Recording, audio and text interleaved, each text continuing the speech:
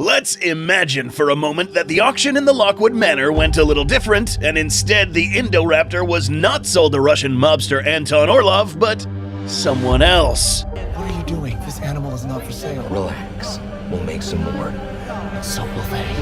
Yeah, well, in this case, they happens to be GojiCenter, and in this alternate universe, the research and artists from GojiCenter HQ will do exactly as Dr. Wu feared. Except instead of making more of these, we'll go ahead and make a few augmentations. Take this prototype and turn it into a creature capable of dispatching humans in the worst ways imaginable. Today's design will be made with the intent of creating a viable attack animal that could go toe-to-toe with almost any dinosaur that it might feasibly encounter, except something huge like a T-Rex or Indom 2.0, but more so as a reliable means of dispatching human opponents. Before we begin cooking up Indoraptor 2.0, we should keep in mind three things. Number one, recall that the Indoraptor in Jurassic World Fallen Kingdom was an unstable prototype, and so the final design may have looked very different from what we saw in the movie. Secondly, the purpose of this reimagining won't be just to make an Indoraptor more lethal, it absolutely will be, but also to look for and add traits that will help get the job done, and also be a much more viable working animal. After all, wolves are far more dangerous than most dogs, and yet we don't use attack wolves in canine units. Today, the animals involved in the Raptor 2.0 genome will only bring helpful traits to the table, or have the right kind of social behavior to work well with its human handlers. And third, the purpose it was really meant for is still unknown. Let's remember that a well-trained assassin marksman can kill a target from far away much more easily than having a one-ton dinosaur chasing after them. The exact true purpose of the Indoraptor is a question in and of itself that will be addressed in a future video. First things first, unlike the Indominus 2.0 from a previous episode, we're scrapping the entire prototype to start from scratch. The Indoraptor prototype already had well over a dozen species in the genome from the Indominus and anything else Wu modified into it. This affected its behavior because there were too many conflicting instincts or abilities, preventing it from using its best traits effectively. Adding even more elements would only make the situation worse. For this animal, we want the exact right behavior and skills, so we're starting from scratch. However, in order for this to still be considered a raptor per se, we'll keep the same frame as the Indoraptor. The components, as you'll soon find out, will be different. Let's start section number 1 with the body. This will have a few components, and to give it the best locomotive attributes possible, we'll start with the tail and leg anatomy. Okay, yes, it might sound weird to start out a conversation about a modified raptor with a herbivorous dinosaur, but here comes a special boost to this animal's movement.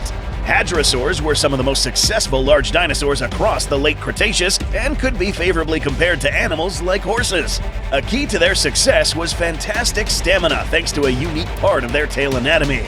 With very tall neural spines for a rigid tail but plenty of muscle attachment, animals like Edmontosaurus could accelerate very quickly but also maintain this speed for a very long span of time. Additionally, mummies of such dinosaurs showed they had very thick pads on their feet to cushion against high-speed impacts in running long distances. Our Indoraptor 2.0 will be augmented with a similar skeletal and muscular structure to the legs and tail, allowing Indoraptor 2.0 to run long distances out in the field without tiring out. It could be deployed in one area and then quickly run for miles without exhausting itself. Now it's time to add the contributor of the main frame of this new Indoraptor. Out of the dozens of dromaeosaur species with widely ranging behaviors, it was very likely the largest and most powerful raptors were the most cooperative, and thus more likely to hunt in packs. This new redesigned Indoraptor will use Utah Raptor as the base template, instead of a heavily modified Deinonychus or Velociraptor from the film version. Specifically, this would be the speculative JP Universe Utah Raptor used in a prior video because that one for sure would have superb problem-solving and pack-hunting skills. A compatible addition to the Utah Raptor will be the in-universe Atrociraptor. That is to replace any leftover Velociraptor genome. Not enough to affect or slim down the build too much, but to further bolster this dromaeosaurid posture and cognitive skills. More on this in a little bit. Still, Utah Raptor does make up the majority of the build for a good reason. This not only supplies a much sturdier and stronger frame, but brings in helpful extra weapons more lethal than other raptors. Despite being slightly lighter than the original prototype, this Indoraptor 2.0 is packed with more muscles and a highly pneumatic skeleton with hollow bones that have reinforcing structures in the interior and walls that actually make them sturdier than solid bones. These hollow chambers can also act to both increase stamina of this raptor and act as a backup store of air. If it found itself having to run through tear gas, toxic aerosol traps, or debris-filled air, these would assist it in holding its breath long enough to get clear. Another genetic additive that we'll cover later will further help with this. Being modeled after the most powerful dromaeosaur to ever exist brings other benefits, such as the ones discussed in section number 2, jaws. The robust jaws and very sharp teeth of Utahraptor will be excellent at dismembering its prime target, humans, especially coupled with a wide gape that can open the jaws nearly 80 degrees. Trying to add on jaw strength from creatures like Deinosuchus or T-Rex will be overkill, and require some heavy muscular core and reinforcement on the neck and back just to use those jaws effectively. This smaller predator doesn't have room for this and will add unnecessary weight. Again, remember that we only need enough bite force to dismember humans. Utahraptor alone will do the trick. This contribution alone will produce a biting pressure of 1,200 to 2,000 psi, similar to some modern croc or alligator species. This may not sound like much, but just sit there and wait. It will get a lot worse. Similar to its extinct predecessor, lips would mostly cover up the teeth when it has its mouth closed, which helps in preserving the teeth long-term by avoiding rot from drying out and protecting the teeth from any chemical agents if it finds itself running through hazards. Unlike the original Indoraptor's exposed teeth shaped for gripping and stabbing, the use of Utahraptor teeth would produce a more bloody wound. The dude in this scene would get its arm sliced off instantly by the new Indoraptor. There are, however, 2 new extra pieces of hardware that we are going to add from 3 mammalian predators. The perks of the short-tailed shrew have already been covered in the Indominus 2.0 episode. For quick recap, the red coloration of these teeth isn't blood, but rather remnants of iron deposits left on the tips of these teeth. In effect, these teeth are coated with metal, which will work great for gnawing right through body armor.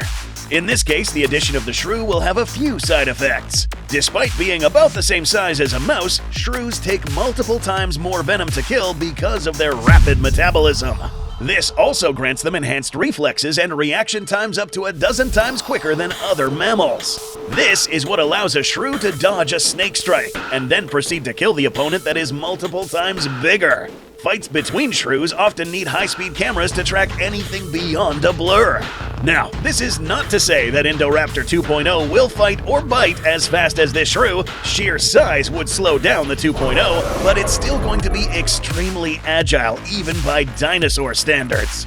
If the 2.0 got into a brawl with the Scorpius Rex and was injured by venomous quills, it would probably shrug off the poison and proceed to maul the Berserk Scorpios. Remember how we mentioned that this Indoraptor 2.0 had a bite of up to 2,000 psi? Well, the addition of the next mammal will likely double it. There have been many killers across history with fanged maws or huge canines. Concentrating the bite force on fangs not only increases penetration and stab wounds, but allows easier targeting of vital areas that are protected by layers of muscle and armor. This is a big reason why fanged mammals can often punch well above their weight class. See for yourself. Plugging in some numbers into a formula that reveals PSI, we see that a bite that is 1,613.5 PSI can be increased 3 times by just pressing down on a victim using just 2 very sharp mammalian fangs. And that's reducing the force due to the fangs being at the front instead of the back of the jaw. And because we want this animal to kill as efficiently as possible, the fangs will come from a saber tooth. No, these won't come from a Smilodon. Larger ones will be awkward to use. Instead, the fangs of the underrated Hoplophoneus, nicknamed Butcher of the Badlands, and sporting a name that literally means murderous weapon, this jaguar-sized predator sported extremely sharp and serrated fangs with a sheath built into the lower jaw. This false feline predator earned its name by bringing down game up to 12 times its weight. Both mammalian shrew and saber-tooth attributes overlap to create fangs covered in iron, giving it a necessary edge if it has to go up against larger dinosaurs or an especially armored individual. Capable of piercing through the jugular or carotid artery of a large animal, something its predecessor would have trouble doing with its peg-like teeth. The victims of a saber-tooth attack show that predators with these weapons could get creative when they're biting. Against armored prey, there were also some workarounds, such as stabbing directly into the brain case or going for the eye sockets. And this is not the only piece of hardware added on to the teeth. The incisors on the Indoraptor 2.0 might initially look like some kind of demented rodent, but they actually come from the notorious vampire bat, another mammal sporting blades sharper than shark teeth. A razor edge lacking enamel but protected by lips to keep them in good shape, these vampire bat teeth have been compared to blades slicing through tissue.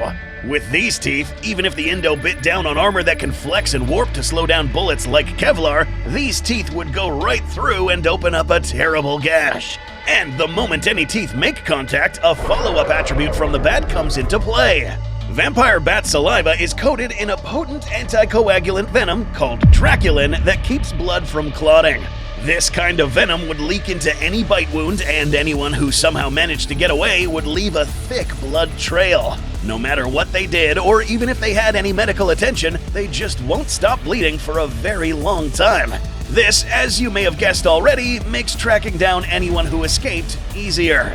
That is, assuming they don't just bleed to death. Now, think about this for a second.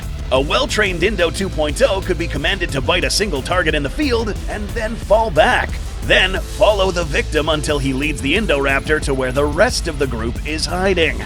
The end result is a horrific snout with bite force of a Utah raptor, further multiplied by iron-covered teeth, saber fangs, and an anticoagulant tipped by bladed incisors.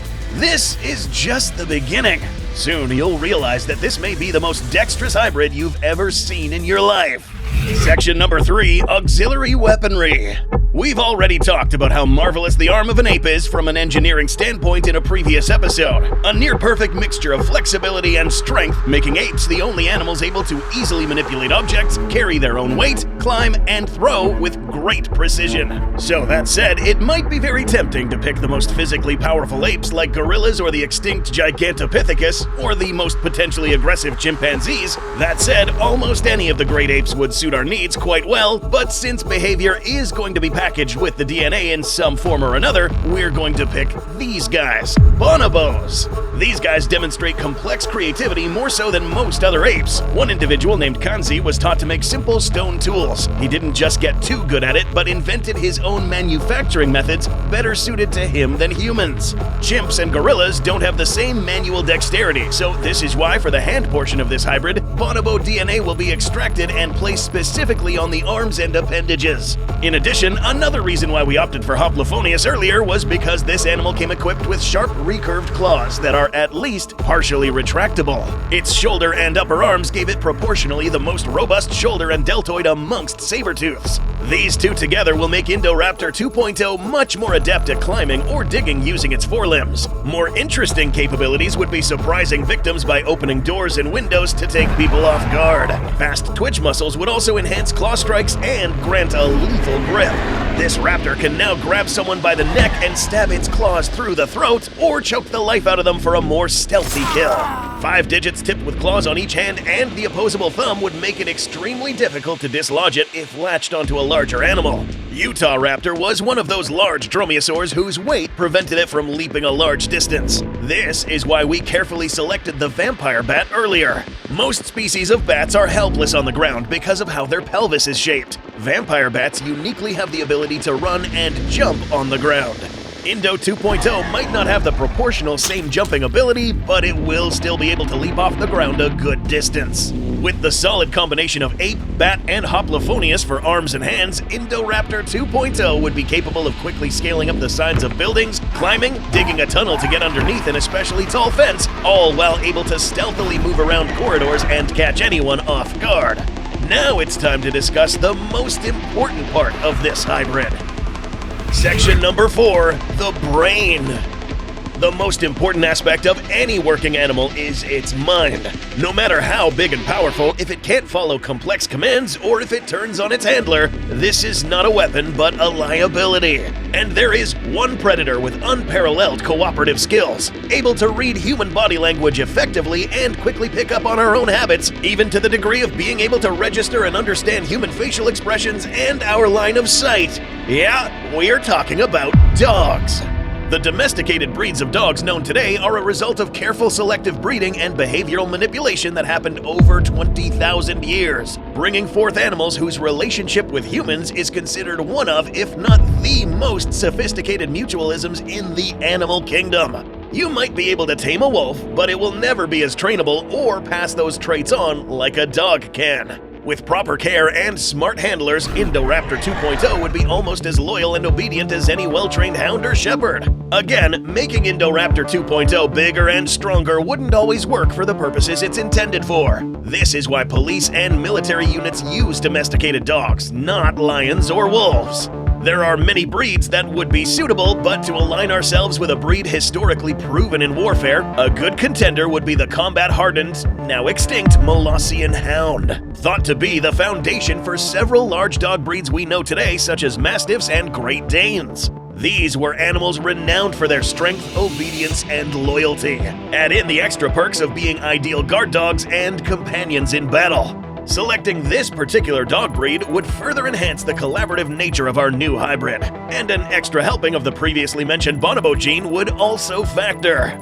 Cognitive tests have also demonstrated that bonobos are much less aggressive towards each other and likely to exhibit cooperative behaviors than other apes. A 2010 study on ape cognitive behavior revealed that bonobos have far better deductive reasoning and observational skills. This is good for watching a target and planning ahead of time on how to confront them.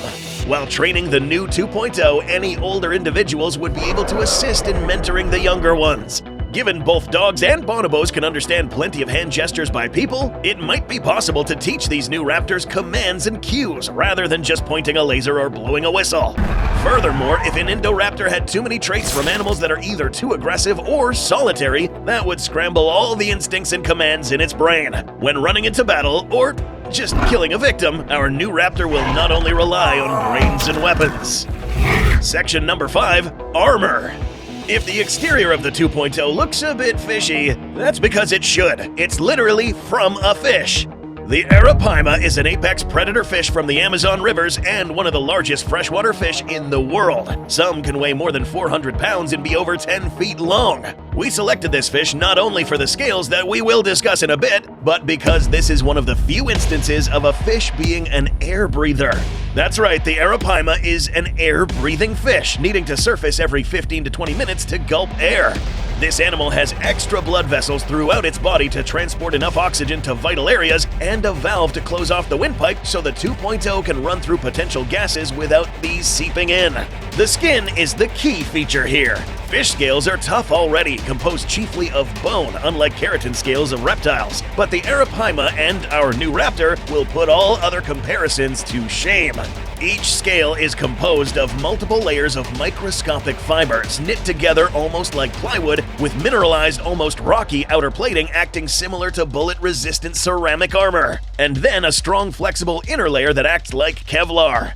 These scales allow for maximum mobility while still being extremely durable. How durable? For those who want a point of comparison, consider that a common main ingredient in bulletproof vest ceramic plating is silicon carbide, which has a fracture toughness score of 3 to 5.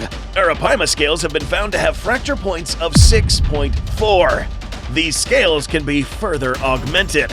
Vampire bats, while eating, have the ability to manage the heavy amounts of iron they take in with their bloody meals. With this ability, the excess iron could be deposited into the claws and scales, not to mention the already enforced teeth. This scaly armor, as seemingly impenetrable as it is, has one final trick up its sleeve. Color changing was something shown off to great effect by the Indominus, but it was hard to tell if the faulty prototype was intended to have the same ability. This was due to the cuttlefish DNA. Research has shown that this requires a very precise brain anatomy and control. So, to make our Indoraptor have this same ability without incurring the risk of brain incompatibility, there is a compromise. Anole lizards might look very unassuming, but they are some of the most highly successful lizards in the world. 400 species in just one genus. Amongst these, the water anole is the one we'll use. This species has a simple but very effective disruptive camouflage, able to change the color of its body and stripes between various shades of green, gray, and brown. Changing the color of its striping also helps in making it harder to see through foliage or underwater. For a bit of a psychological effect, and this is because the main target is humans, some of the color pigmentation levels will be genetically modified on the surface to create a skull-like image when viewed from head-on. Imagine seeing that face looking up at you from the water, down a dark hallway, or up a tree. Probably with some unlucky bastard's bloody arm in its mouth. And as an added perk, this lizard got its name for a reason. Water anoles are adept underwater thanks to a specific texture outside the scales, trapping air close to the skin. This allows the lizard to not only move quickly by running or swimming underwater, but even suck up some of the air through the scales and breathe out carbon dioxide to lengthen its dive. Strong claws and adhesive pads on the bottom of these toes help with both climbing and clinging to the floor when moving underwater. This attack animal could ambush a boat in the river by submerging and submarining its way towards it, crawling across the bottom to make less of a disturbance before climbing on board or yanking someone over the edge. Being able to find your target quickly and remain locked in is imperative for our Indo 2.0. In section number 6, we'll talk about senses. Pretty much the tools that this improved hybrid will use to track its prey. The baseline Indoraptor was intended to have echolocation abilities, and that is a good basis to start from. But this hybrid has several aspects that are both efficient and silent. Indo 2.0 keeps its echolocation abilities thanks to the integration of Vampire Bat, although admittedly not as good since it lacks ear cones and flight capabilities, but still enough to track down someone in near pitch black darkness and orient itself. These sounds are so high frequency that humans can't usually hear them, meaning that anyone this guy is detecting is unaware because 2.0 won't be making a ton of audible noise like the prototype. This bat resembles the abilities of some snakes as well. Thermal energy sensors built into the snout of the vampire bat have connections that feed back into the brain. This is similar to the ones found in pit vipers and used by the vampire bat to detect potential prey and find spots with optimal blood flow and thinner skin to strike at. Indo 2.0 takes these attributes and is capable of detecting which parts of the body are less armored and more likely to bleed out, especially with its anticoagulant saliva. Additional assets like the infamous good sense of smell hounds have alongside the shrew component means that 2.0 would be a superb tracker over a long distance. And seeing how well raptors track prey in movies, these attributes would further bolster this trait. Meet Indo 2.0, or as we named it, Mortalodon Anthrophagus. Deadly-toothed human eater. Height 2.5 meters, length 5.5 meters, weighing 550 kilograms or 1,220 pounds. Being slightly shorter and lighter than the prototype aids in navigating inside buildings, scaling trees, and structures. Less weight equals less noise. Still, heavy enough to throw down with medium-sized dinosaurs and obliterate humans. An all-terrain hybrid able to run long distances, climb, dig, and briefly submerge for a span of time. This genome, very carefully selected, would create a predator that would be much more amiable to follow commands, be friendly to its human compatriots, and merciless to its victims.